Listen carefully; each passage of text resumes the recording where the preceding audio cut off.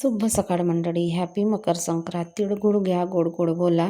आणि मकर संक्रांतीचा दिवस होता. मी तर लवकरच उठली आणि शाळेला पण सुट्टी होती. लवकर उठली, सडा वगैरे टाकली, रांगोळी पण झाली, ब्रश झालं, गरम पाणी पिऊन झालं. आणि म्हटलं रोज तर आपण सकाळी उठतो, लवकर कामाला लागतो, आज तर कुठे शाळेला सुट्टी आहे आणि कुठे जायचं आहे आपल्याला एवढं लवकर आवरून.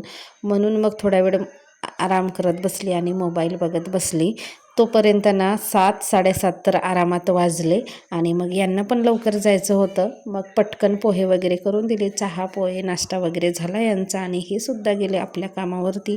आणि मी लागली माझ्या घरातल्या कामांना. एकदा गेले परत आले. बरं झालं की परत आले, कारण मी हीटर लावला होता आणि हीटर मधातच बंद पडला आणि एवढ्या थंडीमध्ये गरम पाण्याशिवाय तर आंघोळ शक्यच नाही.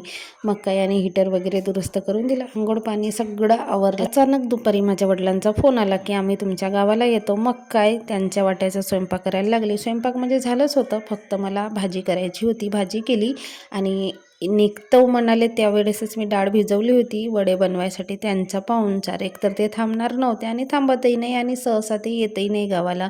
2-4 वर्षानंतर तर येतात. आता 2 वर्ष झाले त्याच्यानंतर आले. सडनली अचानक त्यांचा प्लॅन झाला यायचा. मग काय जास्त काही तर आणलं नाही, पण आईने वालाच्या शेंगा, लाल भाजी, मुरमुरे, कढीपत्ता वगैरे पाठवून दिला होता.